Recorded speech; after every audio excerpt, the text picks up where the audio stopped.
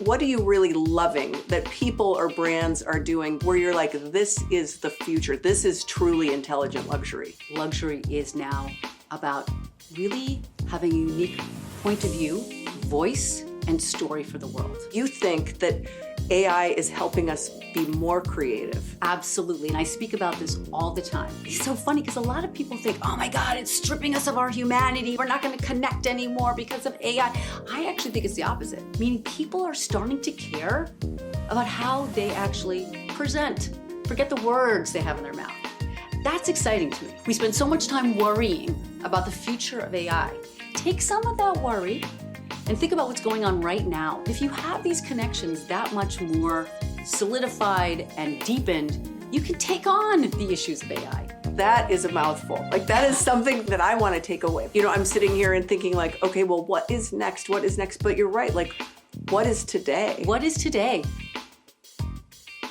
Hi, this is Asha Saxena. I'm a tech entrepreneur, professor at Columbia University, a best-selling author for The AI Factor and The Digital Human Advantage. I'm Julie Faupel, CEO and founder of Realm Global, a community for the most elite real estate professionals in the world. So this podcast is going to touch upon artificial intelligence and luxury. But most importantly, it's going to talk about how it's redefining luxury in today's day and age. I'm so excited to learn more about how we protect our most precious assets, our relationships, using technology and artificial intelligence. Really think about the culture and, most importantly, the human potential. I welcome you all to continue listening and participating. Welcome to Intelligent Luxury.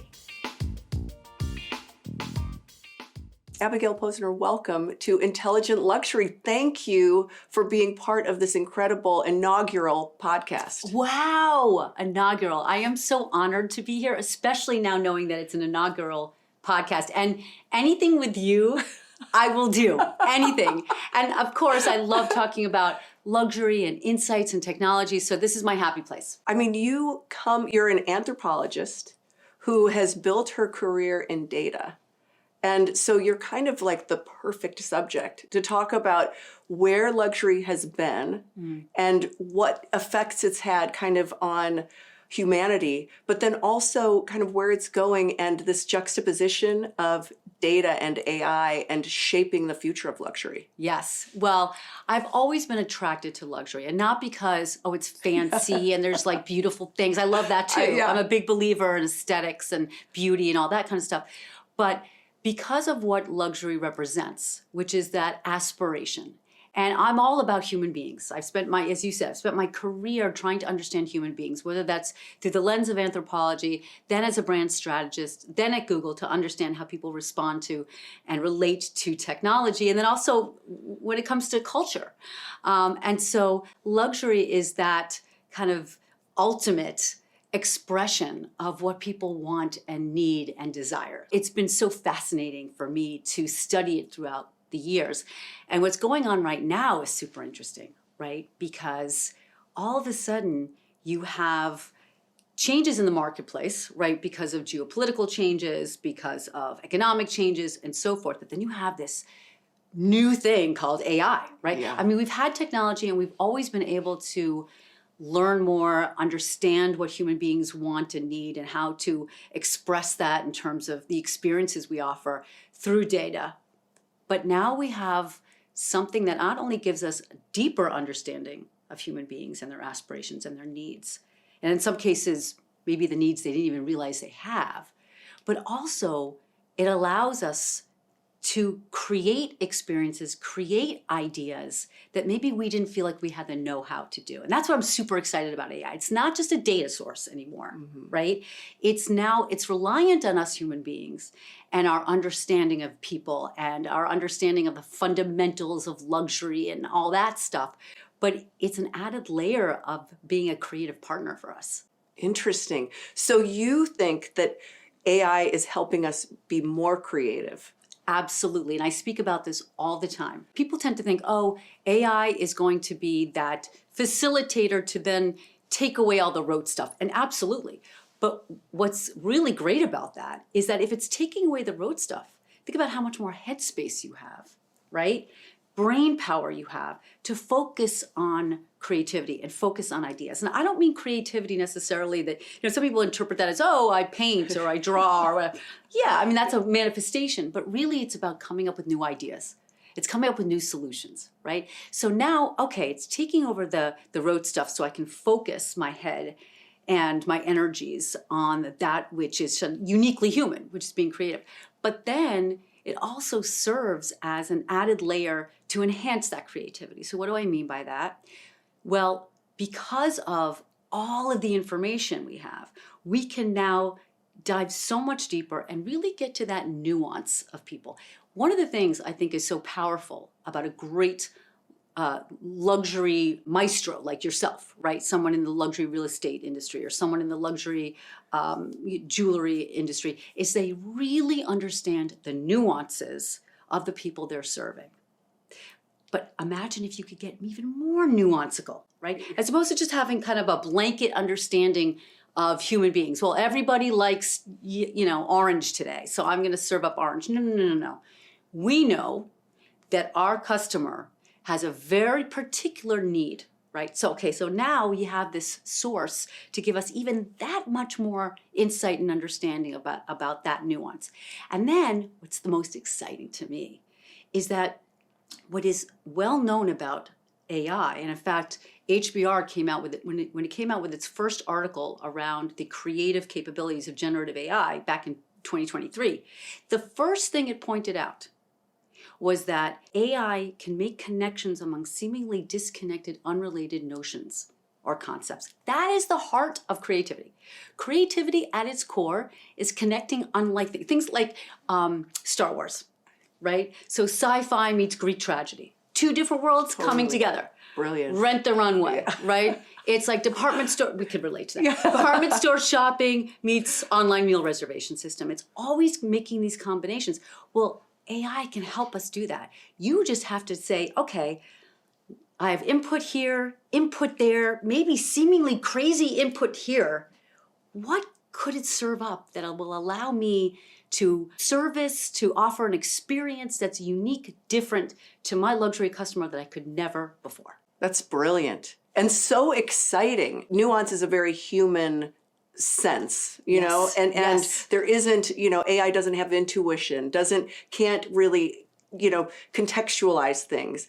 But what you're saying is that you can actually use that to then create that context. See, before we would say, okay, this is too weird. How do I combine the luxury car industry? What's going on right now? What's at the cusp of the luxury car industry meets experiences, meets kind of the really most topical need right now with luxury customers. And then put that in and see what happens. Mm-hmm. And then you tease it back and forth. And the best part, I actually think the best part of AI is then the questions they put below.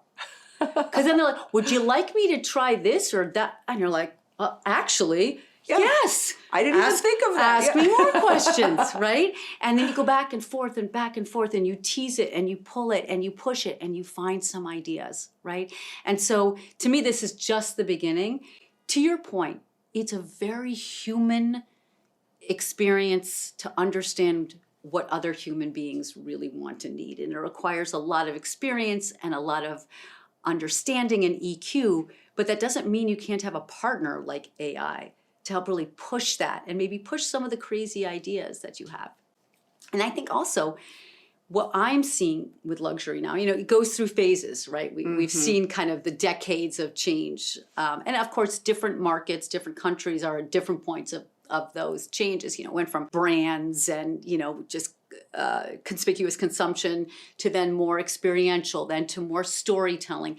And now what I've seen is it's very much about the individual showcasing their uniqueness and individuality. Okay, so talk about nuance. Yeah. You're going to really have to craft something that serves that person so uniquely so they can show and express their uniqueness and maybe in ways they never thought possible.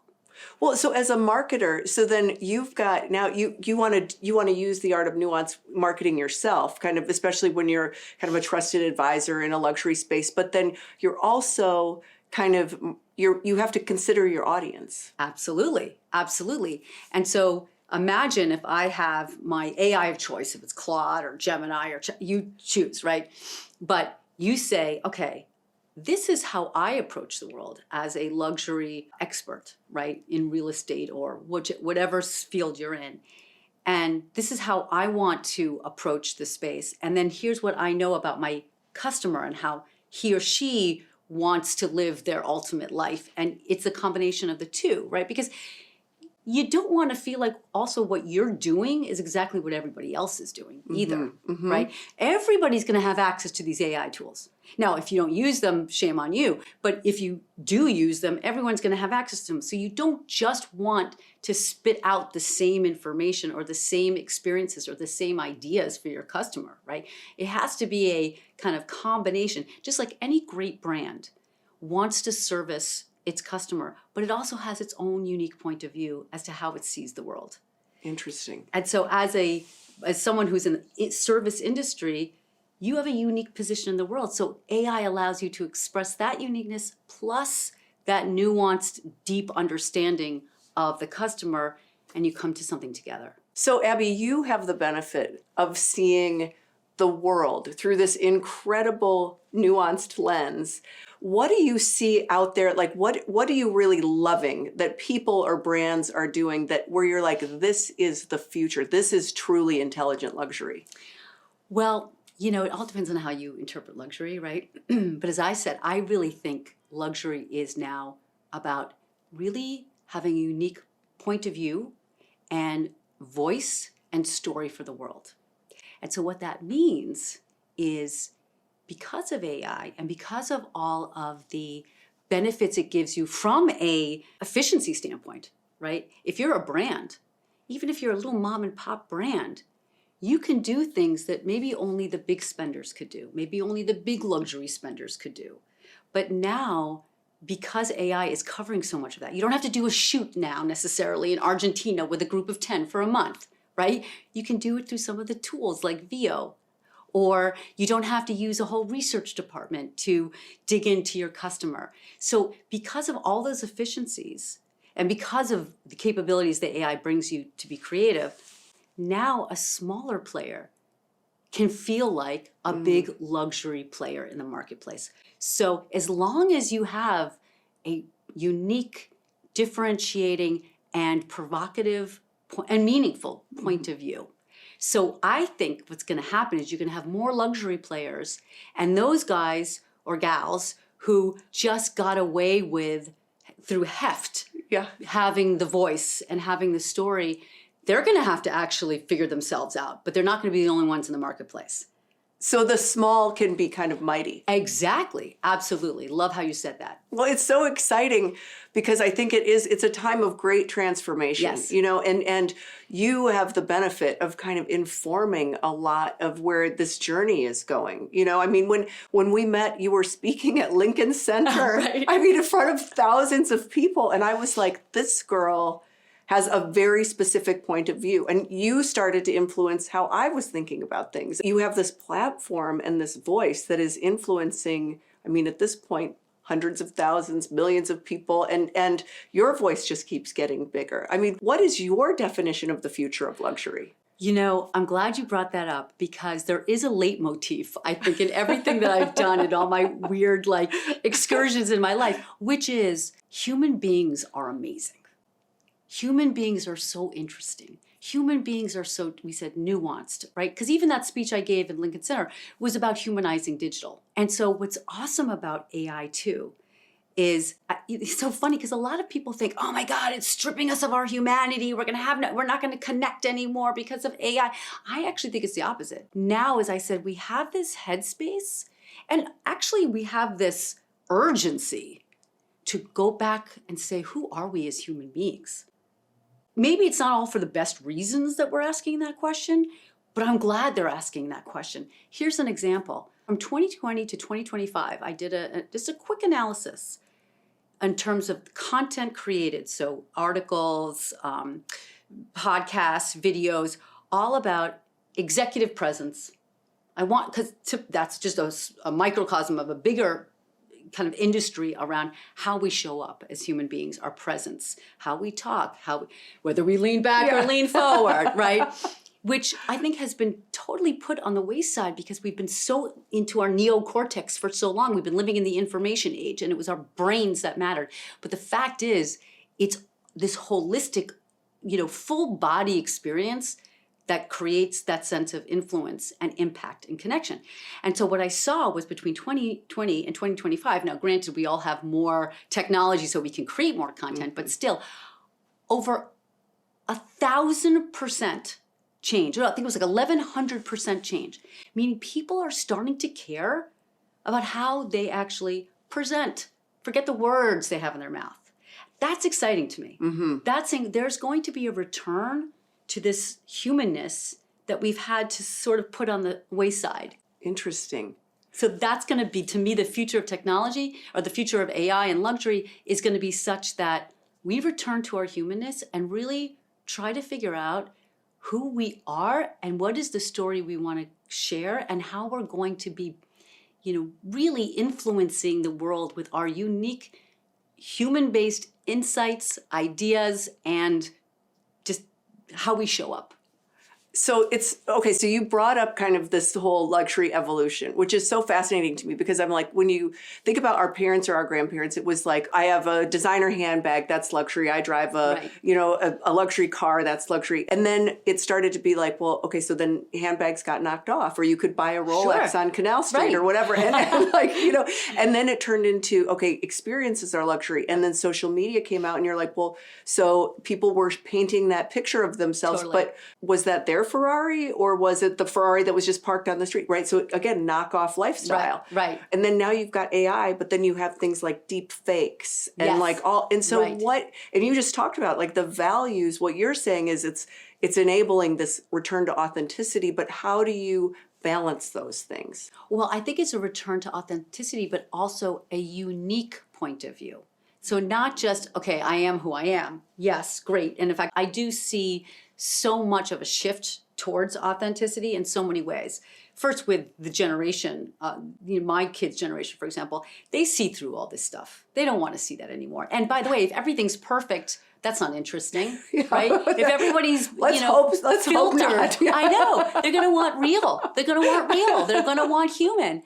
In fact, I just did a podcast the other day all about how, everything is going to be AI-ified now. And so you can have robots have sex with you or whatever. But it's like, do you really want to have a robot with the most, have sex with the most perfect thing? You don't. So there's going to be a return to that.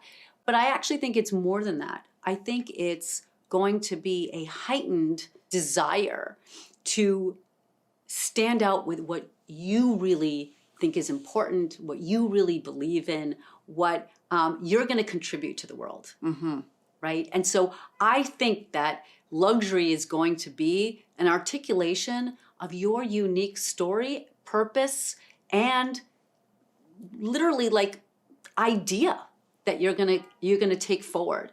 So how do you reflect that? Now you can reflect it in many different, you can still reflect it with things. I'm a big believer in things. I don't think we should get away with, I like things too. I mean, they're pretty, right?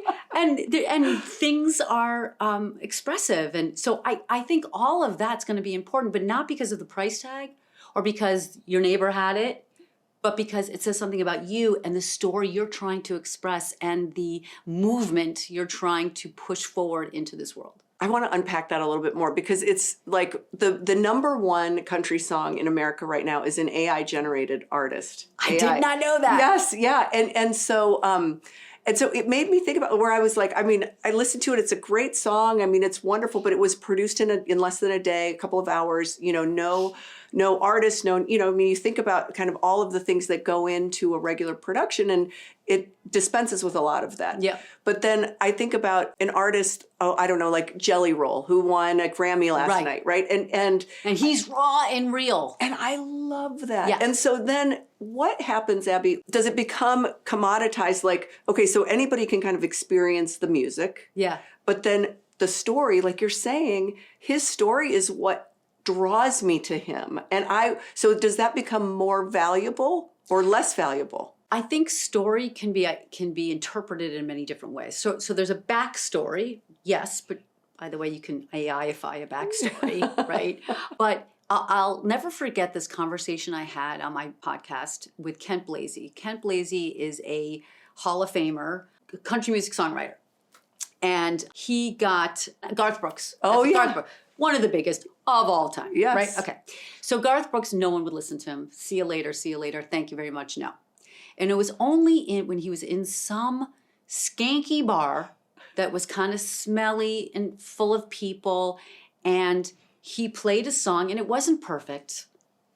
It was raw, it was real, and it was only there where a studio executive heard him and felt that connection and said, okay, I'm signing you, right? And so what we concluded from that conversation is that, yeah, everything's gonna be perfect now. Everything's gonna be perfect, and it's gonna be boring.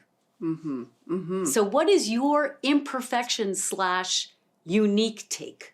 Yeah. That AI can't, that's why we still love live music. Yeah. That's why we like plays, because it's real. People screw up.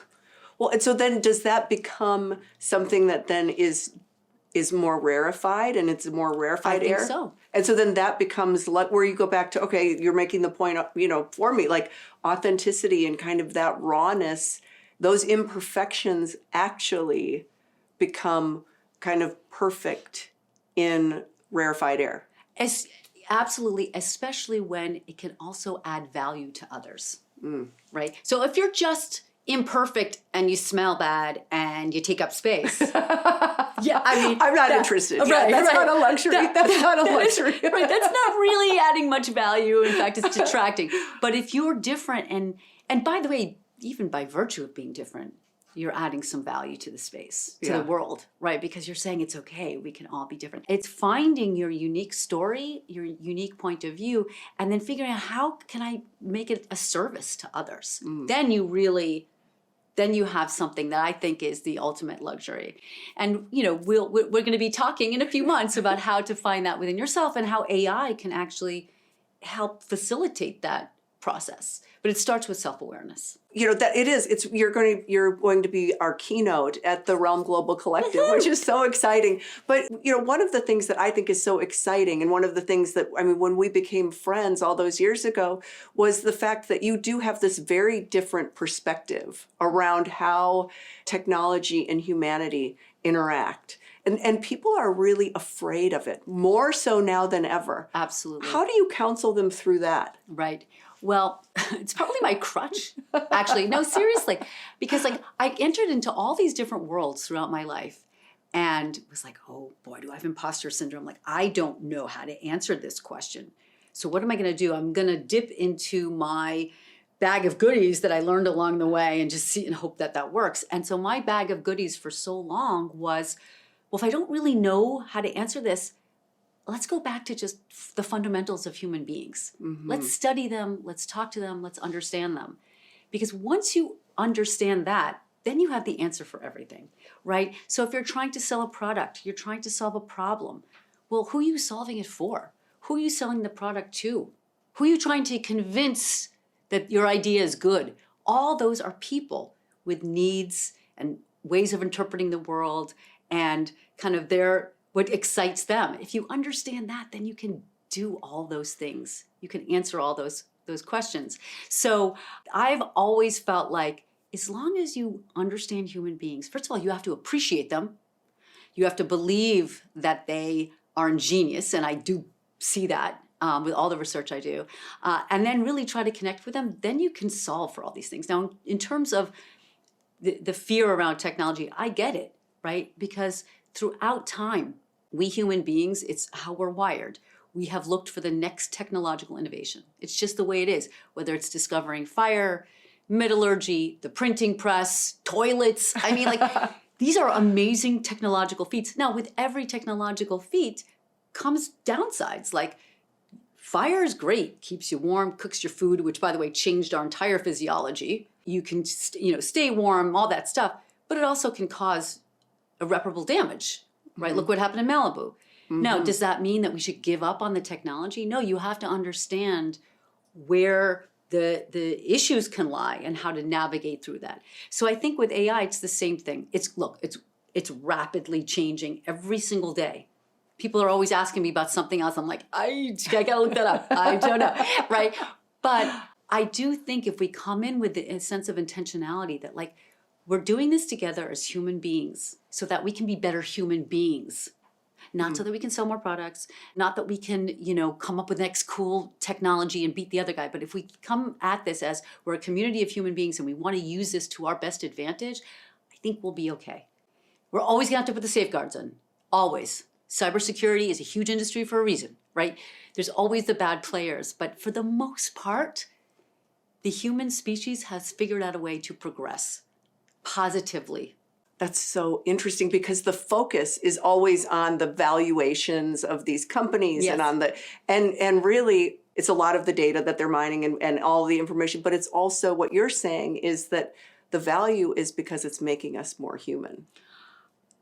I hope so. I hope so. From your mouth to God's ears. But whether they see it or not, I don't know. But what's interesting about all my research in the past that I've done, all the humanizing digital research I've done, is that it's amazing what human beings do when they take technology from what originally was intended for and turn it into something that much more meaningful. We tend to do that. We do it with our phones. We do it with social media. We do it with videos. There was, a phone was this computer that you walked around with. That's right, the size of your shoe. Right. And it's cool because you could, look up things, you could take pictures. But what it helped us do as human beings was enhance our humanity. And I don't think the engineers even realized that that's what they were doing. Mm-hmm. But that's because that's what we do. Ultimately, human beings, and you wouldn't be an anthropologist if you didn't think this way, right? Ultimately, what human beings want to do is they want to progress. That's what they want to do. So they will take something and they will try to make it better for them, whatever that means. And there was one story, back from our days when you saw me at the Met, and I still talk about this. Like our phone, it's this little computer. But it's also a way for us to do something that is fundamentally human called placemaking, which is an anthropological term. Placemaking is basically the notion of really connecting with the physical things that surround you because they ground you. They remind you of who you are, right? Whether that's going to the local haunt, decorating your home with beautiful things, all those physical things matter, even though we live in a highly virtual world. Well, so then you're like, okay, well, how does this phone have to do with placemaking? And I give this example of, I used to walk to through Hell's Kitchen on my way to the office. And if you've ever been through Hell's Kitchen in New York City, it's like restaurant after restaurant it's wallpaper. You just walk, with me, I had my earphones in and, I'm checking emails. But imagine this. I stop at a stoplight and I see a restaurant I hadn't seen before. Now, if I didn't have my phone, I'd just go, restaurant. But I have a second. I go onto my phone. I can do some research on it. It's a new restaurant. It's a new chef. Then I look at reviews on Yelp. This is a great place to go, especially for lunch. That's it. I'm going to cancel my meeting. I then text my assistant. I say, I'm canceling the meetings for the afternoon. I'm going to lunch. Okay, get in there. I know what to order thanks to all the reviews. I get this beautiful dish. And so what do? I take a picture of it and I share it with my whole network. And of course, I get responses, texts on Instagram, whatever, saying, oh my gosh, I love that restaurant. That's where my husband proposed to me. So all of a sudden, I have this elevated experience in this restaurant. I have now placemaked. I have now created a real sense of place thanks to this little phone. Something I normally would have just passed by, right? Is that what the engineers expected when they created this thing? No, but that's what human beings do. And that's just one example of how we take this technology. And yes, some people use it for bad stuff, but we actually tend to use it in ways to elevate us.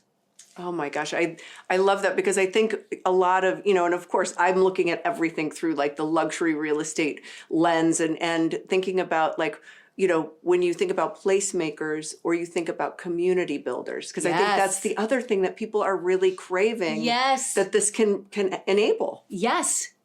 As long as we are intentional about it, we are connected much less than we used to be. We're having less sex. We're having fewer boyfriends and girlfriends. We're not, going bowling anymore. We're not going to church anymore. And my argument was, in the newsletter, is we spend so much time worrying about the future of AI. Take some of that worry and think about what's going on right now. Because if you don't have these connections solidified, you should be worried about AI.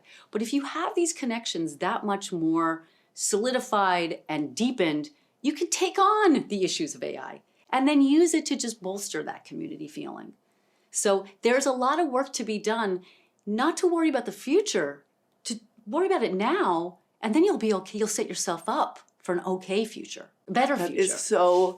That is a mouthful. Like that's something that I want to take away, because I think a lot of it I'm sitting here and thinking like, okay, well, what is next? What is next? But you're right. Like, what is today? What is today? And honestly, as I said before, there's going to be a new tool 5 minutes from now.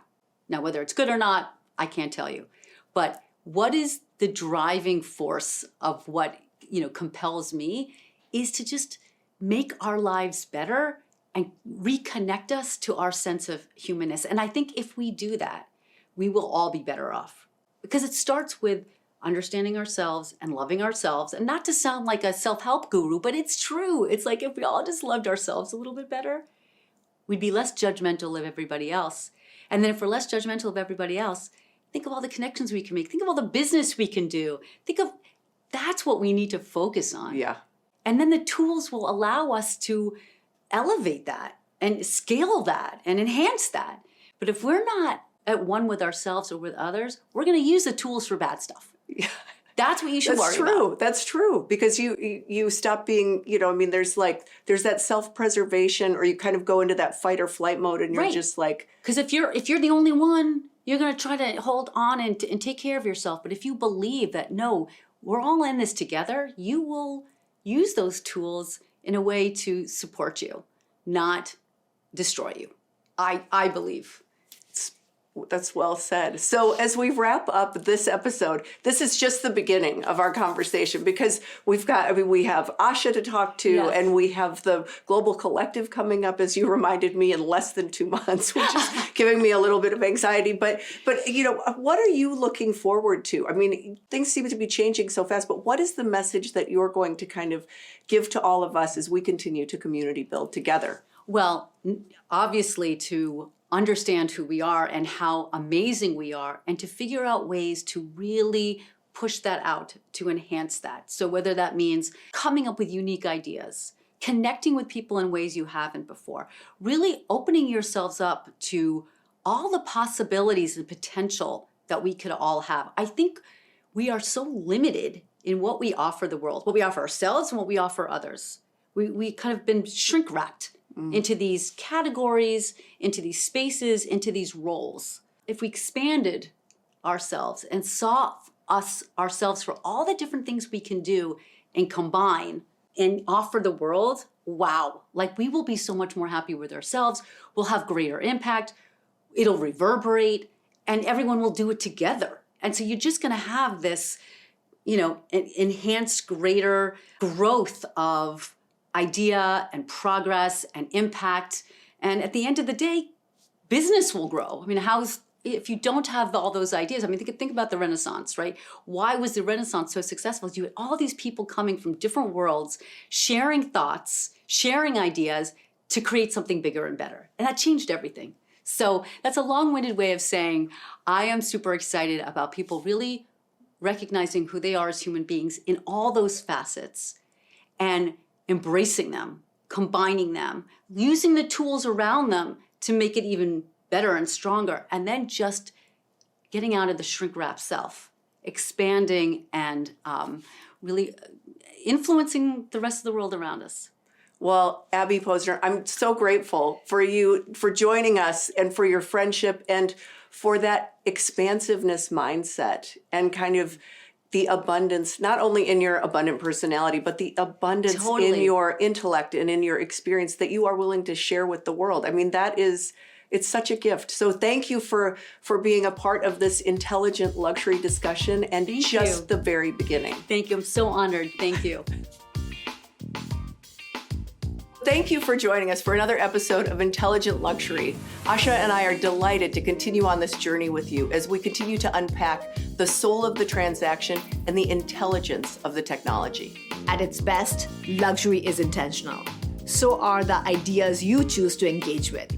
If this episode inspires you or informs you, continue watching, continue listening, continue learning, and be on the path of growth. Thank you for listening. This is Intelligent Luxury.